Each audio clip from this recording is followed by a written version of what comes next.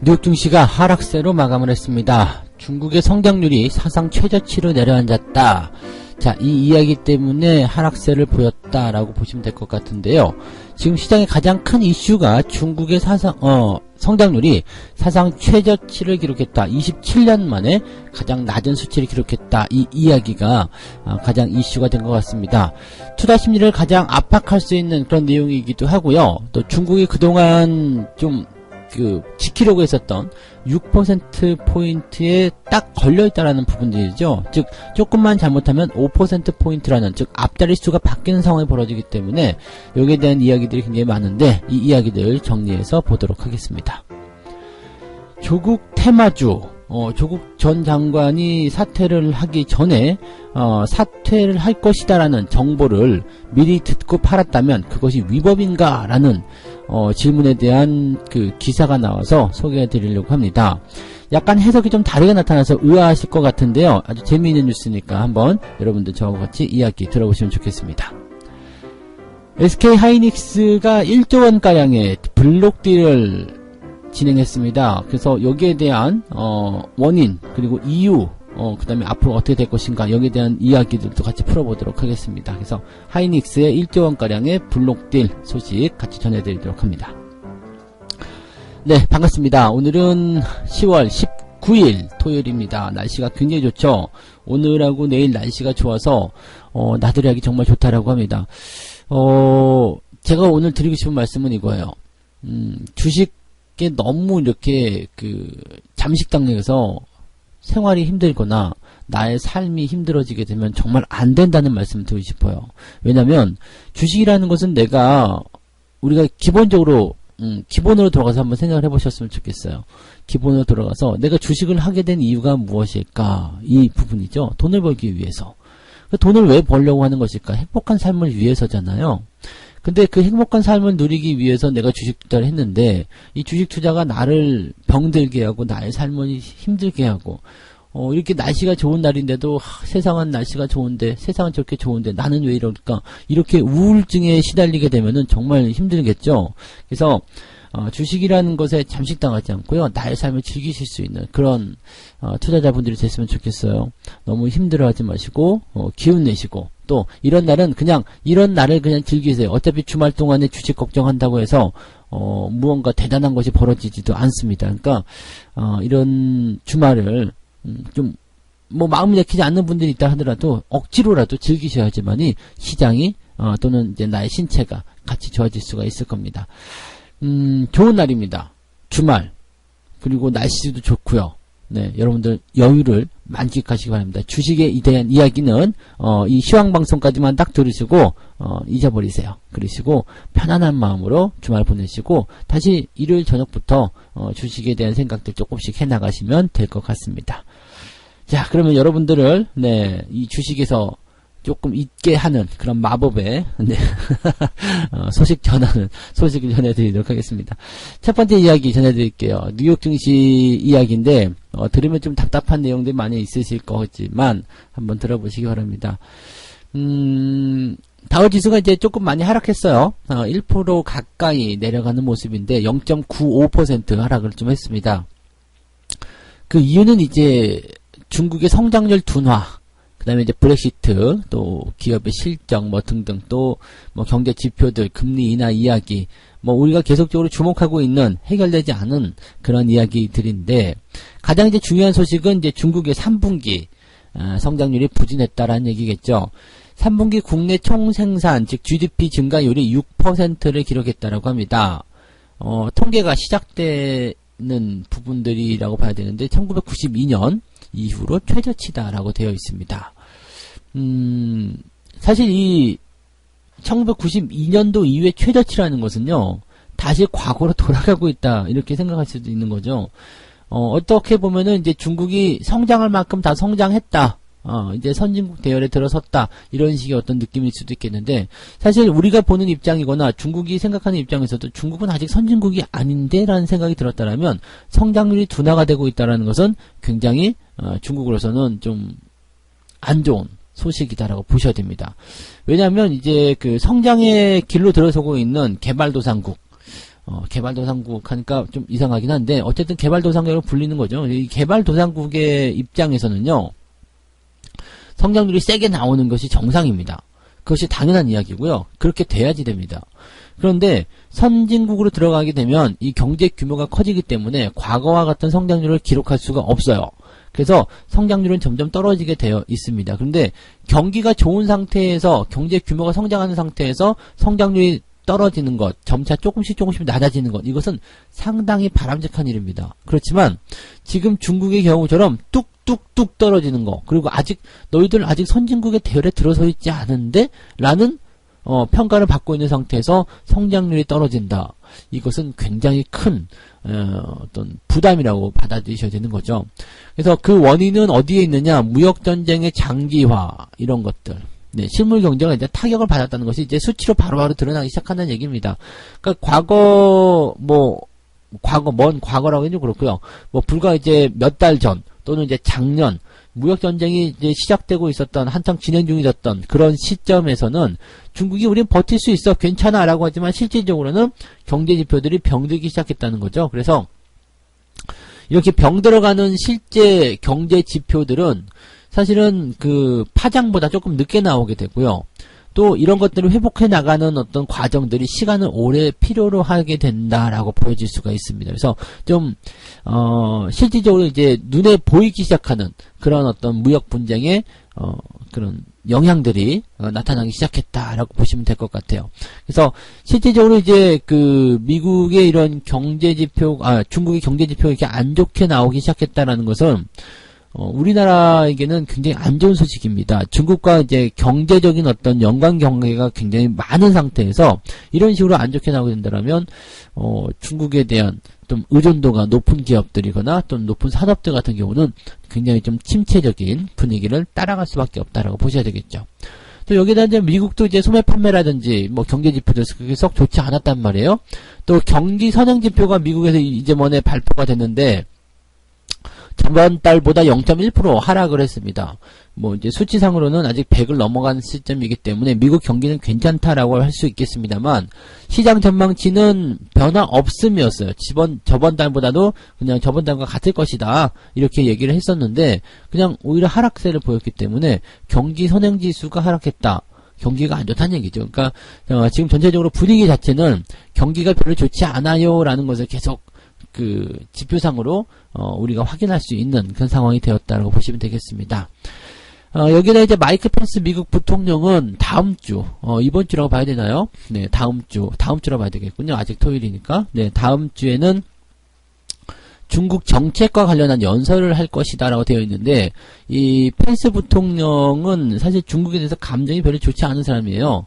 네, 좋지 않고, 중국을 약간 비판하는 그런 사람이라고 좀 봐야 되기 때문에, 지난번 6월 달에 연설을 하기로 했었던 부분이 한참 이제 좀 해결될 수 있는 분위기로 갈 수 있다. 그래가지고 이게 넘어가 버렸죠. 그러니까 G20 정상회의에서 시진핑과 트럼프가 만나가지고 뭔가를 만들어낼 것이다. 이런 얘기들이 있었잖아요. 그래서 분위기 좋아질 때 펜스 네가 찬물 끼얹지 말고 비켜라. 해가지고 연기가 돼가지고 이제 다음 주에 연설하게 됐는데, 지금도 그렇게 썩 좋은 분위기는 아니죠.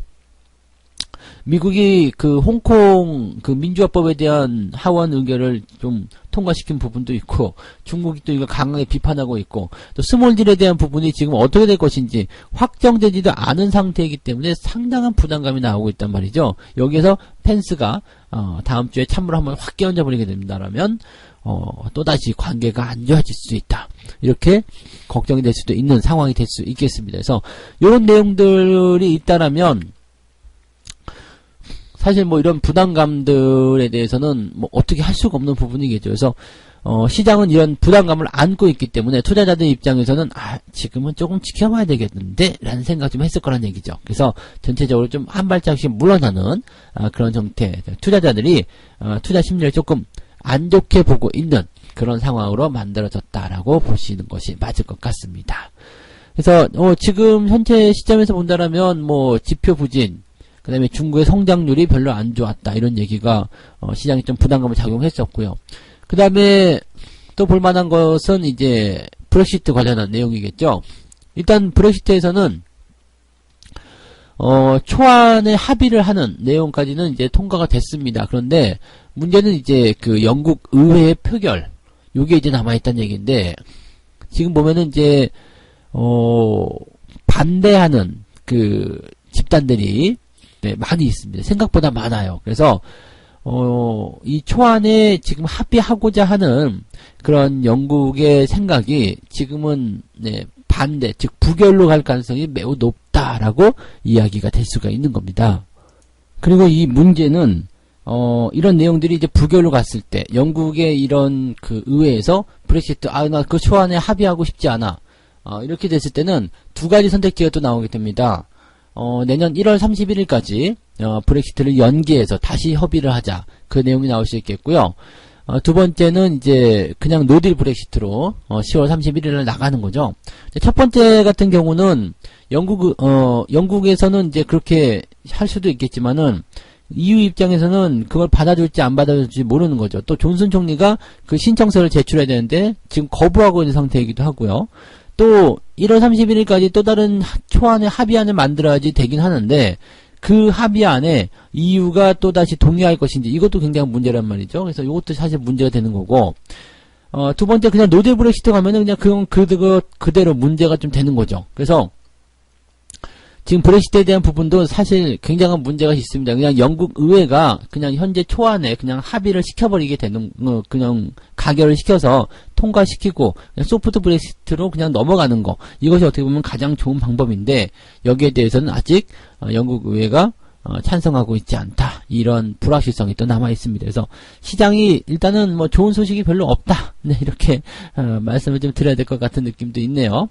그래서 좋은 소식이 없지만 네, 그래도 시장이 이제 또 이렇게 주말을 버티고 지나가면서 재료가 또 바뀔 수 있거든요. 그러니까 지금 현재로서는 이렇게 안 좋은 뉴스들이 조금 있다 정도로 우리가 판단하시면 되겠고, 시장이 좀 하락을 했다가 하더라도 이런 뉴스들에 대한 부분들은 원래 우리가 뭐 알고 있었던 내용들이잖아요. 그러니까 여기 대해서 너무 심각하게 고민하시진 않아도 좋겠다, 그 말씀을 드리고 싶습니다. 네.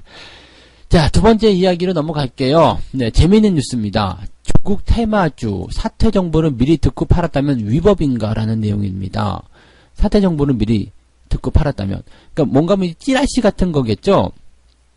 그 주식 커뮤니티 쪽에 올라온 글을 인용해서 이야기를 좀 했다고 하는데, 조국 전 장관이 이제 사퇴할 것이다라는 입장문을 미리 입수를 했다. 그래서 하락하기 전에 팔았다라는 얘기가 이제 올라오면서 이런 그 재료들을 미리 입수해서 하는 것, 이거 불법 아니냐, 시세 조작 아니냐, 네, 이런 식으로 내부자 거래 아니냐, 미공개 정보에 대한 어떤 그런 그 활용이 아니냐, 이런 식으로 불법이냐라는 얘기를 좀 할 수 있었단 말이에요. 이게 이제 그 사퇴 발표가 나오던 그날 이제 하한가로 화천기가 들어갔는데, 뭐 그러한 것들에 대한 그 질문에 대해서 답변이 들어왔어요. 그러니까 일단 결론을 말씀드리면은 사퇴에 대한 정보를 미리 듣고 팔았다라면 그것은 위법이 아니다. 네, 합법적이다. 위법 행위가 아니다라고 얘기했습니다. 그러니까 다시 쉽게 얘기하자면, 만약에 대통령 선거에 A라는 사람이 나갔어요. 근데 한참 이제 막 그 A라는 사람이 대통령 선거에 나가가지고 거기에서 이제 막 그 테마주들이 많이 올라갔습니다.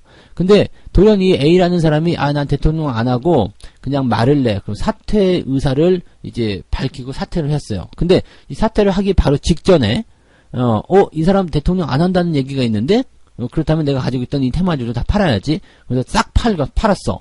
그 정보를 듣고 싹 팔았어요. 그래서 사퇴를 하고 나서 주가가 엄청나게 폭락을 합니다. 그러면 이것이 과연 위법 행위냐 아니냐에 대한 질문이 되는 거예요. 자, 이해가 되셨죠? 자, 여기서는 위법이 아니다라고 일단은 판결이 나오는 거고요. 또 하나 재밌는 것은 그렇다면 테마주들 올라갔다 내려갔다는 거, 그런 정보를 미리 갖고 가는 거, 이런 것들은 위법 행위냐 위법 행위가 아니냐, 이것도 위법 행위가 아닌 거 아닙니까? 라는 얘기가 나올 수 있는데, 내추럴 엔더텍 이야기를 이 기사에서는 얘기하고 있습니다. 내추럴 엔더텍이 백소 제품 때문에 이제 몸살 좀 알았었죠. 뭐 가짜 백소다 아니다 막 그래가지고 몸살 알았었는데, 이 백소 제품이 TV 홈쇼핑에서 다시 판매를 시작한다라고 얘기하면서 주가가 엄청나게 상승하는 그런 상황이 또 나타났었잖아요. 근데 이 상황이 일어나기 전에 내추럴 엔더텍이 다시 백소 제품을 판매하기 시작할 것이래. 이런 얘기가 나오면서 나오기 직전에 그 재료를 미리 입수를 하고요. 그 정보에 따라서 사전에 매수를 했다.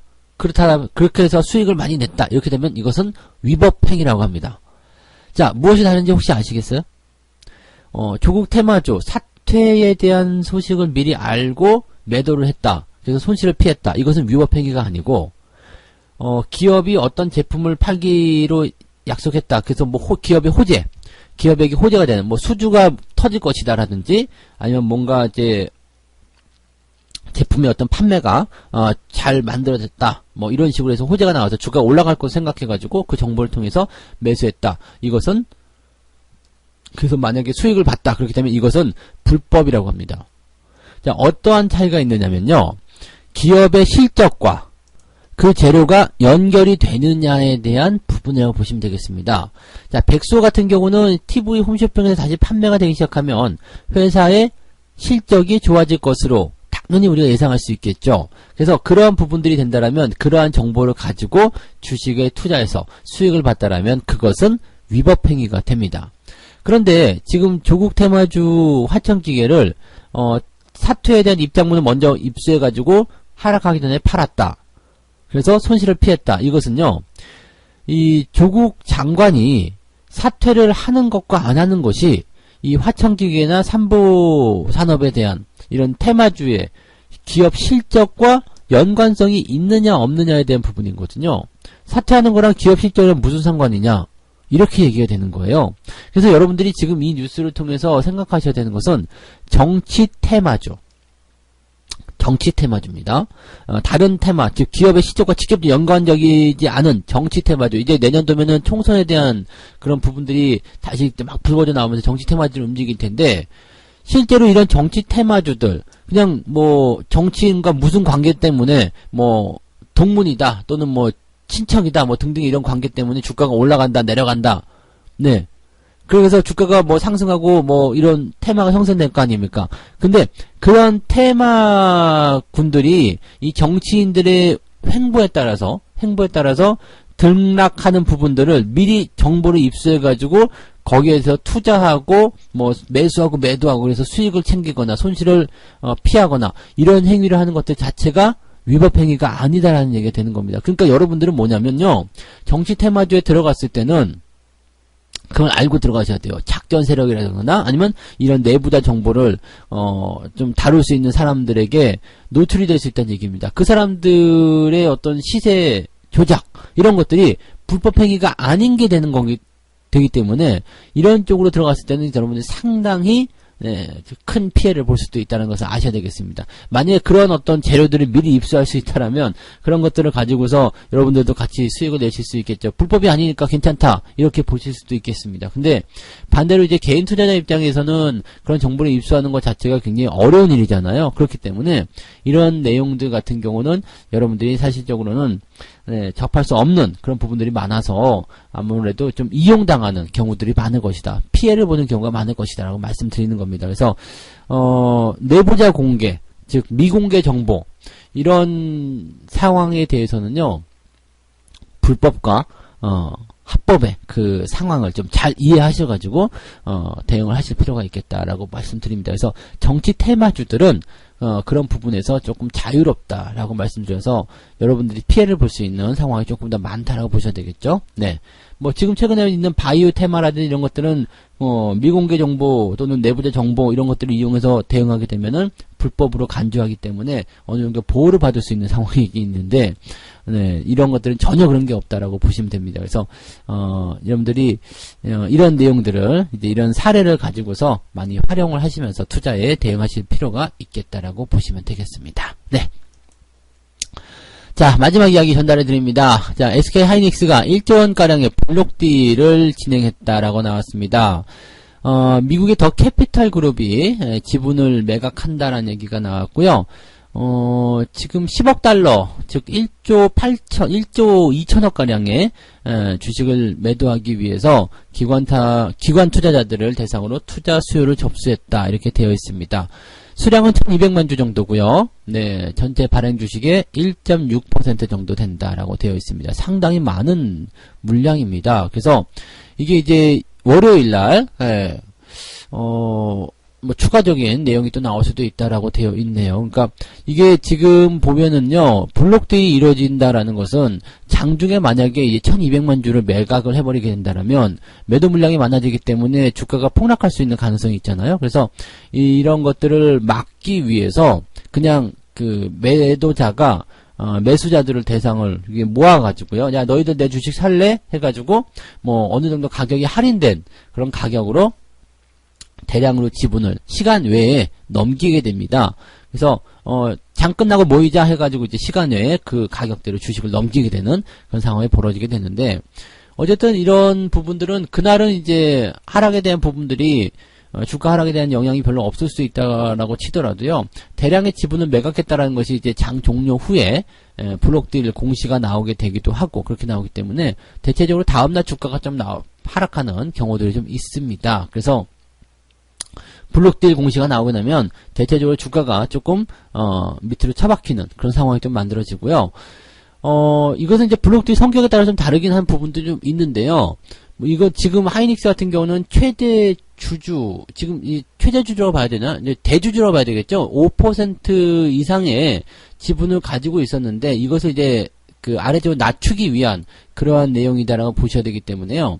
뭐 이렇게 그 대주주가 이제 지분을 팔고 무언가 다른 쪽으로 옮겨가는 그런 형태의 모습이 나오게 되면 조금 나쁜 소식일 수도 있습니다. 네, 그래서 이 블록딜에 대한 영향들은요, 뭐 누가 샀느냐에 따라서도 다른 부분이 있을 수 있겠죠.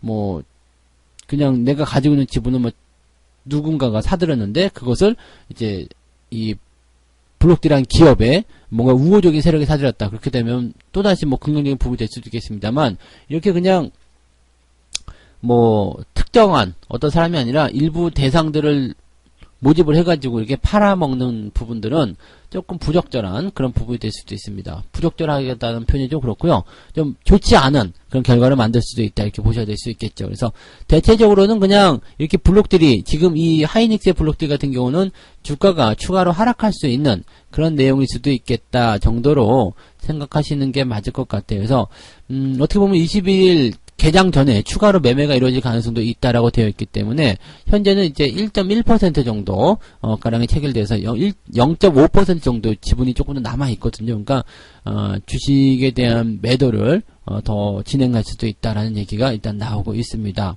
어쨌든 주가가 추가적으로 하락할 수 있는 부분이 좀 나올 수 있다는 얘기가 좀 나오고요. 왜 그러냐면 이제 하이닉스가 지속적으로 좀 요즘에 주가 상황이 좀 좋지 않았다, 이런 부분이 나와서 고민을 하고 있었는데 최근에 이제 반등이 좀 나오니까 처분하겠다라고 얘기를 하고 있다라고 합니다. 그래서 그냥 단순한 그 매도다라고 볼 수 있지만 워낙 이제 많은 지분을 보유하고 있었던 부분이어서 이렇게 블록딜 형태로 가고 있다, 이렇게 보시면 되겠습니다.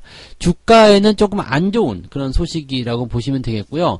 다만 이제 블록딜을 하고 나서 뭐 주가가 좀 올라가는 경우들도 분명히 있습니다만 지금 현재 사례에서는 주가가 올라간다기보다는 조금 부담스러운 그런 부분이라고 볼 수 있겠습니다. 그래서 이 내용들은 하이닉스에게는 조금 안 좋은 소식이겠다, 이렇게 말씀을 좀 드려야 될 것 같네요.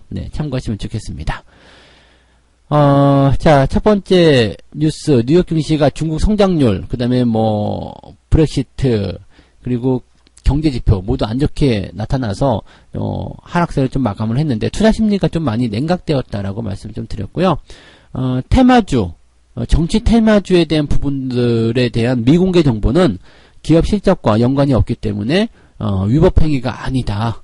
대신에 기업과 관련된, 기업의 어떤 실적과 관련된 그런 미공개 정보를 이용하게 되면 그것은 불법 행위다, 이렇게 좀 정리가 되는 뉴스도 이야기해 드렸고요.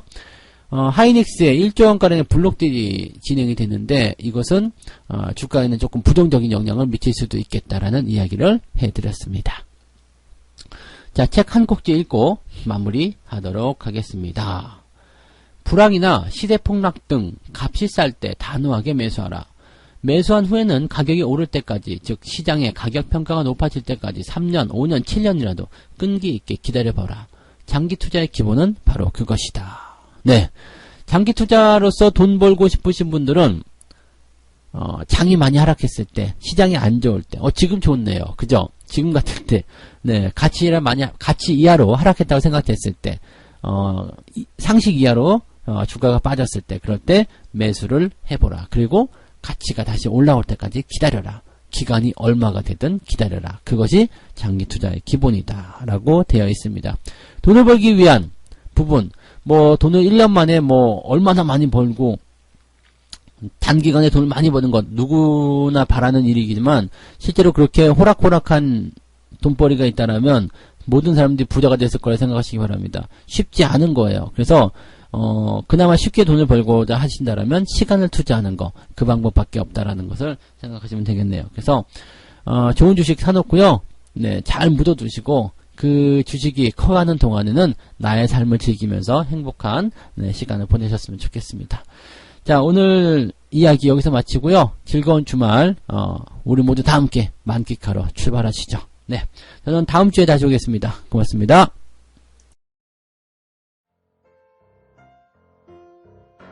본 방송에서 제공되는 모든 정보는 투자 판단의 참고 자료이며 투자의 최종 책임은 본 방송을 이용하는 본인에게 있습니다.